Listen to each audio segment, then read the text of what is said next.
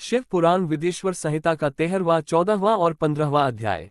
13वां अध्याय सदाचार, संध्यावंदन, प्रणव, गायत्री जाप एवं अग्निहोत्र की विधि तथा महिमा। ऋषियों ने कहा, सूत जी, आप हमें वह सदाचार सुनाए जिससे विद्वान पुरुष पुण्य लोकों पर विजय पाता है। स्वर्ग प्रदान करने वाले धर्म में तथा नरक का कष्ट देने वाले अधर्म में आचारों का वर्णन कीजिए। सूत जी बोले, सदाचार का पालन करने वाला मनुष्य ही ब्राह्मण कहलाने का अधिकारी है। वेदों के अनुसार आचार का पालन करने वाले एवं वेद के अभ्यासी ब्राह्मण को विप्र कहते हैं। सदाचार, वेदाचार तथा विद्या गुणों से युक्त होने पर उसे द्विज कहते हैं। वेदों का कम आचार तथा कम अध्ययन करने वाले एवं राजा के पुरोहित अथवा सेवक ब्राह्मण को क्षत्रिय ब्राह्मण कहते हैं। जो ब्राह्मण कृषि या वाणिज्य कर्म करने वाला है तथा ब्राह्मणोचित आचार का भी पालन करता है वह वैश्य ब्राह्मण है तथा स्वयं खेत जोतने वाला शूद्र ब्राह्मण कहलाता है। जो दूसरों के दोष देखने वाला तथा परद्रोही है उसे चांडाल द्विज कहते हैं। क्षत्रियों में जो पृथ्वी का पालन करता है वह राजा है तथा अन्य मनुष्य राजत्वहीन क्षत्रिय माने जाते हैं। जो धान्य आदि वस्तुओं का क्रय विक्रय करता है वह वैश्य कहलाता है। दूसरों को वणिक कहते हैं। जो ब्राह्मणों, क्षत्रियों और वैश्यों की सेवा में लगा रहता है शूद्र कहलाता है। जो शूद्र हल जोतता है उसे वृष समझना चाहिए। इन सभी वर्गों के मनुष्यों को चाहिए कि वे ब्रह्ममुहूर्त में उठकर पूर्व की ओर मुख करके देवताओं का, धर्म का, अर्थ का, उसकी प्राप्ति के लिए उठाए जाने वाले क्लेशों का तथा आय और व्यय का चिंतन करें। रात के अंतिम प्रहर के मध्य भाग में मनुष्य को उठकर मलमूत्र त्याग करना चाहिए। घर से बाहर शरीर को ढककर जाकर उत्तराभिमुख होकर मलमूत्र का त्याग करें। जल, अग्नि, ब्राह्मण तथा देवताओं का स्थान बचाकर बैठें। उठने पर उस ओर न देखें। हाथ पैरों की शुद्धि करके 8 बार कुल्ला करें। किसी वृक्ष के पत्ते से दातुन करें। दातुन करते समय तर्जनी अंगुली का उपयोग नहीं करें। तदंतर जल संबंधी देवताओं को नमस्कार कर मंत्रपाठ करते हुए जलाशय में स्नान करें। यदि कंठ तक या कमर तक पानी में खड़े होने की शक्ति न हो तो घुटने तक जल में खड़े होकर ऊपर जल छिड़ककर मंत्रोच्चारण करते हुए स्नान कर तर्पण करें। इसके उपरांत वस्त्र धारण कर उत्तरीय भी धारण करें। नदी अथवा तीर्थ में स्नान करने पर उतारे हुए वस्त्र वहां न धोएं। उसे किसी कुएं, बावड़ी अथवा घर ले जाकर धोएं। कपड़ों को निचोड़ने से जो जल गिरता है वह एक श्रेणी के पितरों की तृप्ति के लिए होता है। इसके बाद जाबाली उपनिषद में बताए गए मंत्र से भस्म लेकर लगाएं। इस विधि का पालन करने से पूर्व यदि भस्म गिर जाए तो गिराने वाला मनुष्य नरक में जाता है। आपोहिष्ठा मंत्र से पाप शांति के लिए सिर पर जल छिड़ककर, यस्य क्षयाय मंत्र पढ़कर पैर पर जल छिड़कें। आपोहिष्ठा में 3 ऋचाएं हैं। पहली ऋचा का पाठ कर पैर, मस्तक और हृदय में जल छिड़कें। दूसरी ऋचा का पाठ कर मस्तक, हृदय और पैर पर जल छिड़के तथा तीसरी ऋचा का पाठ करके हृदय, मस्तक और पैर पर जल छिड़कें। इस प्रकार के स्नान को मंत्र स्नान कहते हैं। किसी अपवित्र वस्तु से स्पर्श हो जाने पर, स्वास्थ्य ठीक न रहने पर, यात्रा में या जल उपलब्ध न होने की दशा में मंत्र स्नान करना चाहिए। प्रातःकाल की संध्योपासना में गायत्री मंत्र का जाप करके 3 बार सूर्य को अर्घ्य दें। मध्याह्न में गायत्री मंत्र का उच्चारण कर सूर्य को एक अर्घ्य देना चाहिए।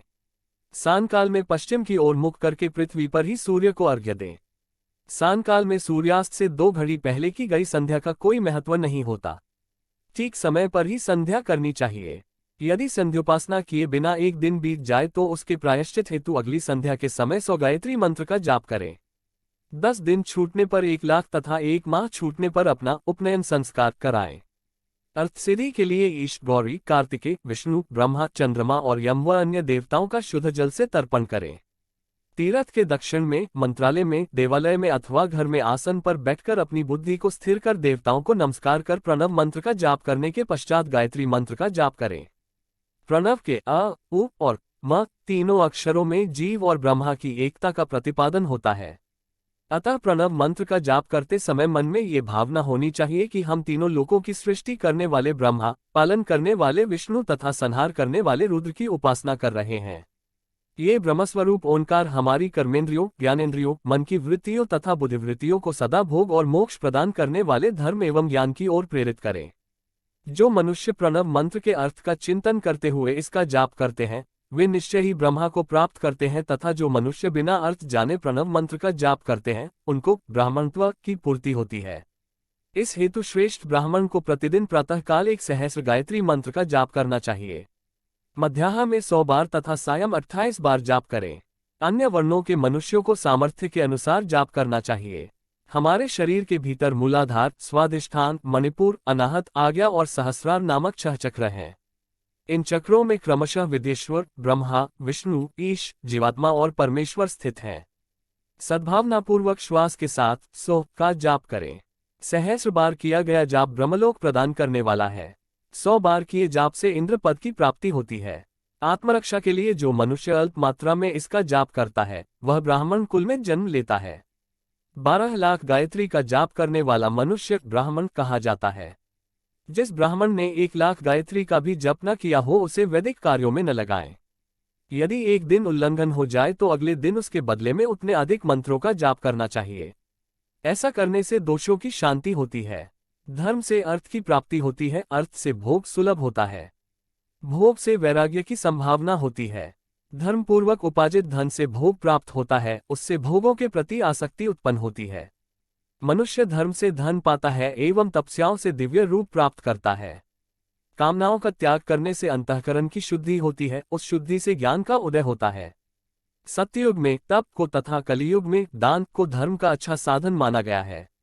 सत्ययुग में ध्यान से, त्रेता में तपस्या से और द्वापर में यज्ञ करने से ज्ञान की सिद्धि होती है। परंतु कलियुग में प्रतिमा की पूजा से ज्ञान लाभ होता है। अधर्म हिंसात्मक और दुख देने वाला है। धर्म से सुख व अभ्युदय की प्राप्ति होती है। दुराचार से दुख तथा सदाचार से सुख मिलता है। अतः भोग और मोक्ष की सिद्धि के लिए धर्म का उपार्जन करना चाहिए। किसी ब्राह्मण को 100 वर्ष के जीवन निर्वाह की सामग्री देने पर ही ब्रह्मलोक की प्राप्ति होती है। एक सहस्र चांद्रायण व्रत का अनुष्ठान ब्रह्मलोकदायक माना जाता है। दान देने वाला पुरुष जिस देवता को सामने रखकर दान करता है, अर्थात जिस देवता को वह दान द्वारा प्रसन्न करना चाहता है, उसी देवता का लोक उसे प्राप्त होता है। धनहीन पुरुष तपस्या कर अक्षय सुख को प्राप्त कर सकते हैं। ब्राह्मण को दान ग्रहण कर तथा यज्ञ करके धन का अर्जन करना चाहिए। क्षत्रिय बाहुबल से तथा वैश्य कृषि एवं गोरक्षा से धन का उपार्जन करें। इस प्रकार न्याय से उपार्जित धन को दान करने से दाता को ज्ञान की सिद्धि प्राप्त होती है एवं ज्ञान से ही मोक्ष की प्राप्ति सुलभ होती है। गृहस्थ मनुष्य को धन, धान्य आदि सभी वस्तुओं का दान करना चाहिए। जिसके अन्न को खाकर मनुष्य कथा श्रवण तथा सत्कर्म का पालन करता है तो उसका आधा फल दाता को मिलता है। दान लेने वाले मनुष्य को दान में प्राप्त वस्तु का दान तथा तपस्या द्वारा पाप की शुद्धि करनी चाहिए। उसे अपने धन के 3 भाग करने चाहिए, एक धर्म के लिए, दूसरा वृद्धि के लिए एवं तीसरा उपभोग के लिए। धर्म के लिए रखे धन से नित्य, नैमित्तिक और इच्छित कार्य करें।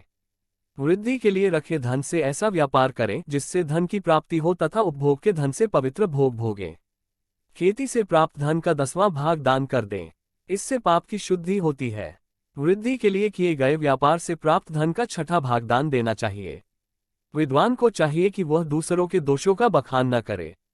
ब्राह्मण भी दोषवश दूसरों के सुने या देखे हुए छिद्र को कभी प्रकट न करे। विद्वान पुरुष ऐसी बात न कहे जो समस्त प्राणियों के हृदय में रोष पैदा करने वाली हो। दोनों संध्याओं के समय अग्नि को विधिपूर्वक दी हुई आहुति से संतुष्ट करे। चावल, धान्य, घी, फल, कंद तथा हविष्य के द्वारा स्थालीपाक बनाए तथा यथोचित रीति से सूर्य और अग्नि को अर्पित करे। यदि दोनों समय अग्निहोत्र करने में असमर्थ हो तो संध्या के समय जाप और सूर्य की वंदना कर ले। आत्मज्ञान की इच्छा रखने वाले तथा धनी पुरुषों को इसी प्रकार उपासना करनी चाहिए। जो मनुष्य सदा ब्रह्मयज्ञ करते हैं, देवताओं की पूजा, अग्नि पूजा और गुरु पूजा प्रतिदिन करते हैं तथा ब्राह्मणों को भोजन तथा दक्षिणा देते हैं, वे स्वर्गलोक के भागी होते हैं। विदेश्वर संहिता 14वां अध्याय। अग्नियज्ञ, देवयज्ञ और ब्रह्मयज्ञ का वर्णन। ऋषियों ने कहा, प्रभो, अग्नियज्ञ, देवयज्ञ और ब्रह्मयज्ञ का वर्णन करके हमें कृतार्थ करें। सूत जी बोले, महर्षियों, गृहस्थ पुरुषों के लिए प्रातः और सांयकाल अग्नि में 2 चावल और द्रव्य की आहुति ही अग्नियज्ञ है। ब्रह्मचारियों के लिए समिधा का देना ही अग्नियज्ञ है, अर्थात अग्नि में सामग्री की आहुति देना उनके लिए अग्नियज्ञ है। द्विजों का जब तक विवाह न हो जाए उनके लिए अग्नि में समिधा की आहुति, व्रत तथा जाप करना ही अग्नियज्ञ है। द्विजो, जिसने अग्नि को विसर्जित कर उसे अपनी आत्मा में स्थापित कर लिया है, ऐसे वानप्रस्थियों और सन्यासियों के लिए यही अग्नियज्ञ है कि वे समय पर हितकर और पवित्र अन्न का भोजन कर लें। ब्राह्मणों, सांयकाल अग्नि के लिए दी आहुति से संपत्ति की प्राप्ति होती है तथा प्रातःकाल सूर्यदेव को दी आहुति से आयु की वृद्धि होती है। दिन में अग्निदेव सूर्य में हो प्रविष्ट हो जाते हैं, अतः प्रातःकाल सूर्य को दी आहुति अग्नियज्ञ के समान ही होती है। इंद्र आदि समस्त देवताओं को प्राप्त करने के उद्देश्य से जो आहुति अग्नि में दी जाती है वह देवयज्ञ कहलाती है। लौकिक अग्नि में प्रतिष्ठित जो संस्कार निमित्तिक हवन कर्म है वह देवयज्ञ है। देवताओं को प्रसन्न करने के लिए नियम से विधिपूर्वक किया गया यज्ञ ही देवयज्ञ है। वेदों के नित्य अध्ययन और स्वाध्याय को ब्रह्मयज्ञ कहते हैं। मनुष्य को देवताओं की तृप्ति के लिए प्रतिदिन ब्रह्मयज्ञ करना चाहिए। प्रातःकाल और सायंकाल को ही इसे किया जा सकता है। अग्नि के बिना देवयज्ञ कैसे होता है, इसे श्रद्धा और आदर से सुनो। सृष्टि के आरंभ में सर्वज्ञ और सर्वसमर्थ महादेव शिवजी ने समस्त लोगों के उपकार के लिए वारों की कल्पना की। भगवान शिव संसार रूपी रोग को दूर करने के लिए वैद्य हैं, सबके ज्ञाता तथा समस्त औषधियों के औषध हैं। भगवान शिव ने सबसे पहले अपने वार की रचना की जो आरोग्य प्रदान करने वाला है। तत्पश्चात अपनी मायाशक्ति का वार बनाया जो संपत्ति प्रदान करने वाला है। जन्मकाल में दुर्गतिग्रस्त बालक की रक्षा के लिए कुमार के वार की कल्पना की। आलस्य और पाप की निवृत्ति तथा समस्त लोगों का हित करने की इच्छा से लोकरक्षक भगवान विष्णु का वार बनाया। इसके बाद शिवजी ने पुष्टि और रक्षा के लिए आयुर्कर्ता त्रिलोक सृष्टा परमेष्टि ब्रह्मा का आयुष्कारक वार बनाया। तीनों लोकों की वृद्धि के लिए पहले पुण्य पाप की रचना होने पर लोगों को शुभाशुभ फल देने वाले इंद्र और यम के वारों का निर्माण किया।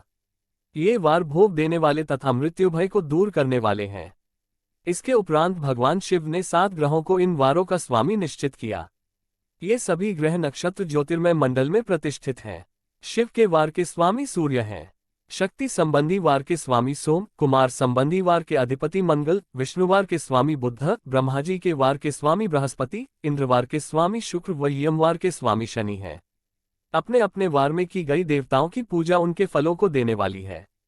सूर्य आरोग्य और चंद्रमा संपत्ति के दाता हैं। बुध व्याधियों के निवारक तथा बुद्धि प्रदाता है। बृहस्पति आयु की वृद्धि करते हैं। शुक्र भोग देते हैं और शनि मृत्यु का निवारण करते हैं। इन 7 वारों के फल उनके देवताओं के पूजन से प्राप्त होते हैं। अन्य देवताओं की पूजा का फल भी भगवान शिव ही देते हैं। देवताओं की प्रसन्नता के लिए पूजा की 5 पद्धतियां हैं। पहले उन देवताओं के मंत्रों का जाप, दूसरा होम, तीसरा दान, चौथा तप तथा 5वां वेदी पर प्रतिमा में अग्नि अथवा ब्राह्मण के शरीर में विशिष्ट देव की भावना करके 16 उपचारों से पूजा तथा आराधना करना। दोनों नेत्रों तथा मस्तक के रोग में और कुष्ठ रोग की शांति के लिए भगवान सूर्य की पूजा करके ब्राह्मणों को भोजन कराएं। इससे यदि प्रबल प्रारब्ध का निर्माण हो जाए तो जरा एवं रोगों का नाश हो जाता है। इष्टदेव के नाम मंत्रों का जाप वार के अनुसार फल देते हैं। रविवार को सूर्य देव व अन्य देवताओं के लिए तथा अन्य ब्राह्मणों के लिए विशिष्ट वस्तु अर्पित करें। ये साधन विशिष्ट फल देने वाला होता है तथा इसके द्वारा पापों की शांति होती है। सोमवार को संपत्ति व लक्ष्मी की प्राप्ति के लिए लक्ष्मी की पूजा करें तथा पत्नी के साथ ब्राह्मणों को घी में पका अन्न भोजन कराएं। मंगलवार को रोगों की शांति के लिए काली की पूजा करें। उड़द, मूंग एवं अरहर की दाल से युक्त अन्न का भोजन ब्राह्मणों को कराएं। बुधवार को दधियुक्त अन्न से भगवान विष्णु का पूजन करें। ऐसा करने से पुत्र मित्र की प्राप्ति होती है।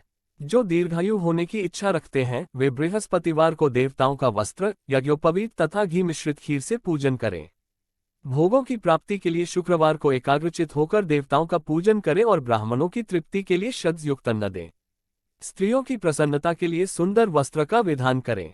शनिवार अपमृत्यु का निवारण करने वाला है। इस दिन रुद्र की पूजा करें। तिल के होम व दान से देवताओं को संतुष्ट करके ब्राह्मणों को तिल मिश्रित भोजन कराएं। इस तरह से देवताओं की पूजा करने से आरोग्य एवं उत्तम फल की प्राप्ति होगी। देवताओं के नित्य विशेष पूजन, स्नान, दान, जाप, होम तथा ब्राह्मण तर्पण एवं रवि आदि वारों में विशेष तिथि और नक्षत्रों का योग प्राप्त होने पर विभिन्न देवताओं के पूजन में जगदीश्वर भगवान शिव ही उन देवताओं के रूप में पूजित होकर सब लोगों को आरोग्य फल प्रदान करते हैं। देश, काल, पात्र, द्रव्य, श्रद्धा एवं लोक के अनुसार उनका ध्यान रखते हुए महादेव जी आराधना करने वालों को आरोग्य दी फल देते हैं। मंगल कार्य आरंभ में और अशुभ कार्यों के अंत में तथा जन्म नक्षत्रों के आने पर गृहस्थ पुरुष अपने घर में आरोग्य की समृद्धि के लिए सूर्य ग्रह का पूजन करें। इससे सिद्ध होता है कि देवताओं का पूजन संपूर्ण अभीष्ट वस्तुओं को देने वाला है। पूजन वैदिक मंत्रों के अनुसार ही होना चाहिए। शुभ फल की इच्छा रखने वाले मनुष्यों को 7 दिन अपनी शक्ति के अनुसार देव पूजन करना चाहिए। निर्धन मनुष्य तपस्या व व्रत आदि से तथा धनी धन के द्वारा देवी देवताओं की आराधना करे। जो मनुष्य श्रद्धापूर्वक इस तरह के धर्म का अनुष्ठान करता है वह पुण्यलोक में अनेक प्रकार के फल भोग कर पुनः इस पृथ्वी पर जन्म ग्रहण करता है। धनवान पुरुष सदा भोग सिद्धि के लिए मार्ग में वृक्ष लगाकर लोगों के लिए छाया की व्यवस्था करते हैं और उनके लिए कुएं बावली बनवाकर पानी की व्यवस्था करते हैं। वेद शास्त्रों की प्रतिष्ठा के लिए पाठशाला का निर्माण या अन्य किसी भी प्रकार से धर्म का संग्रह करते हैं और स्वर्गलोक को प्राप्त होते हैं। समयानुसार पुण्य कर्मों के परिपाक से अंतःकरण शुद्ध होने पर ज्ञान की सिद्धि होती है। द्विजो, इस अध्याय को जो सुनता, पढ़ता अथवा सुनने की व्यवस्था करता है उसे देवयज्ञ का फल प्राप्त होता है। वेदेश्वर संहिता 15वां अध्याय। देश, काल, पात्र और दान का विचार। ऋषियों ने कहा, समस्त पदार्थों के ज्ञाताओं में श्रेष्ठ सूत जी हमसे देश, काल और दान का वर्णन करें। देश का वर्णन। सूत जी बोले, अपने घर में किया देवयज्ञ शुद्ध ग्रह के फल को देने वाला है। गौशाला का स्थान घर में किए गए देवयज्ञ से 10 गुना, जबकि जलाशय का तट गौशाला से 10 गुना है। एवं जहां तुलसी, बेल और पीपल वृक्ष का मूल हो, वह स्थान जलाशय तट से भी 10 गुना महत्व देने वाला है। देवालय उससे भी अधिक महत्व रखता है।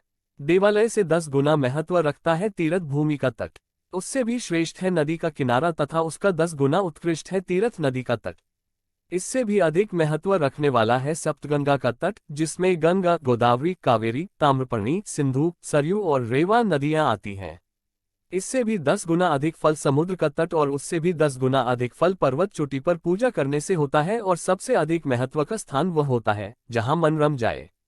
काल का वर्णन। सतयुग में यज्ञ, दान आदि से संपूर्ण फलों की प्राप्ति होती है। त्रेता में तिहाई, द्वापर में आधा, कलियुग में इससे भी कम फल प्राप्त होता है, परंतु शुद्ध हृदय से किया गया पूजन फल देने वाला होता है। इससे 10 गुना फल सूर्य संक्रांति के दिन, उससे 10 गुना अधिक फल तुला और मेष की संक्रांति में तथा चंद्र ग्रहण में उससे भी 10 गुना फल मिलता है। सूर्य ग्रहण में उससे भी 10 गुना अधिक फल प्राप्त होता है। महापुरुषों के साथ में वह काल करोड़ों सूर्य ग्रहण के समान पावन है, ऐसा ज्ञानी पुरुष मानते हैं। पात्र वर्णन। तपोनिष्ठ योगी और ज्ञाननिष्ठ योगी पूजा के पात्र होते हैं, क्योंकि ये पापों के नाश के कारण होते हैं। जिस ब्राह्मण ने 24 लाख गायत्री का जाप कर लिया हो वह भी पूजा का पात्र है। वह संपूर्ण काल और भोग का दाता है। गायत्री के जाप से शुद्ध हुआ ब्राह्मण पर पवित्र है, इसलिए दान, जाप, होम और पूजा सभी कर्मों के लिए वही शुद्ध पात्र है। स्त्री या पुरुष जो भी भूखा हो वही अन्नदान का पात्र है। जिसे जिस वस्तु की इच्छा हो उसे वह वस्तु बिना मांगे ही दे दी जाए तो दाता को उस दान का पूरा फल प्राप्त होता है। याचना करने के बाद दिया गया दान आधा ही फल देता है। सेवक को दिया दान चौथाई फल देने वाला होता है। दीन ब्राह्मण को दिए गए धन का दान दाता को इस भूतल पर 10 वर्षों तक भोग प्रदान करने वाला है। वेदवेता को दान देने पर वह स्वर्गलोक में देवताओं के वर्ष से 10 वर्षों तक दिव्य भोग देने वाला है। गुरु दक्षिणा में प्राप्त धन शुद्ध द्रव्य कहलाता है। इसका दान संपूर्ण फल देने वाला है। क्षत्रियों का शौर्य से कमाया हुआ, वैश्यों का व्यापार से आया हुआ और शूद्रों का सेवावृत्ति से प्राप्त किया धन उत्तम द्रव्य है। दान का वर्णन। गौ, भूमि, तिल, सुवर्ण, घी, वस्त्र, धान्य, गुड़, चांदी, नमक, कोहड़ा और कन्या नामक 12 वस्तुओं का दान करना चाहिए। गोदान से सभी पापों का निवारण होता है और पुण्य कर्मों की पुष्टि होती है। भूमि का दान परलोक में आश्रय देने वाला होता है। तिल का दान बल देने वाला तथा मृत्यु का निवारक होता है। सुवर्ण का दान वीर्यदायक और घी का दान पुष्टिकारक होता है। वस्त्र का दान आयु की वृद्धि करता है। धान्य का दान करने से अन्न और धन की समृद्धि होती है। गुड़ का दान मधुर भोजन की प्राप्ति कराता है। चांदी के दान से वीर्य की वृद्धि होती है। लवण के दान से शब्द भोजन की प्राप्ति होती है। कोहड़ा या कुष्मांड के दान को पुष्टिदायक माना जाता है। कन्या का दान आजीवन भोग देने वाला होता है। जिन वस्तुओं से श्रवण आदि इंद्रियों की तृप्ति होती है उनका सदा दान करें। वेद और शास्त्र को गुरुमुख से ग्रहण करके कर्मों का फल अवश्य मिलता है, इसे ही उच्च कोटि की आस्तिकता कहते हैं। भाई बंधु अथवा राजा के भय से जो आस्तिकता होती है वह निम्न श्रेणी की होती है।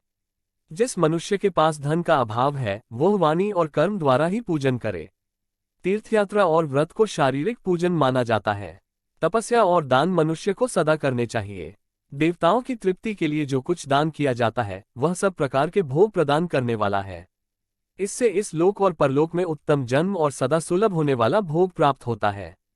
ईश्वर को सब कुछ समर्पित करने एवं बुद्धि से यज्ञ व दान करने से मोक्ष की प्राप्ति होती है। हर हर महादेव।